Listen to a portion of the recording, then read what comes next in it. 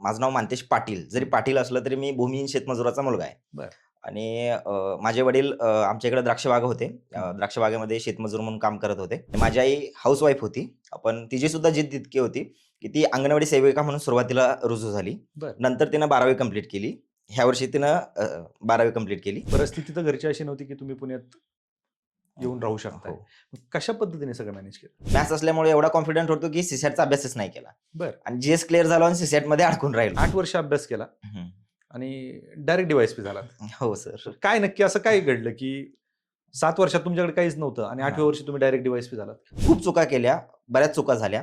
त्या चुका मला समजून घेत करेक्शन करायला वेळ लागला. आयोगाने दिलेलं एमपीएससीचं ओरिजिनल बायबल काय असेल तर ते काय आहे, पीवायक्यूज आणि सिलेबस. माझ्याकडे काही नसताना ह्या लोकांनी आणि आई वडिलांनी फक्त माझ्यावर विश्वास ठेवला. ज्यावेळी मी कोणत्याही कार्यक्रमात जायचो मला नातेवाईक विचारायचे की अजून किती वेळ होतंय काय? अरे कलेक्टर साहेब या. मी मॉर्गेज करून आलो होतो. मग घरावरचं मॉर्गेज करण्यासाठी मामाने त्याच्या शेतावर मॉर्गेज चढवलं. वडील शेतमजूर असल्यामुळं गावात शेतमजुराला कसं बोलवलं जातं बागायतदारांच्याकडून. मग ते एकरी उल्लेखावरून आहोजावर आलेला उल्लेख मी स्वतः ज्यावेळी बघितलो ना त्यावेळी सगळ्यात जास्त वाटलं की बाबा मला हेच द्यायचं होतं आई वडिलांना.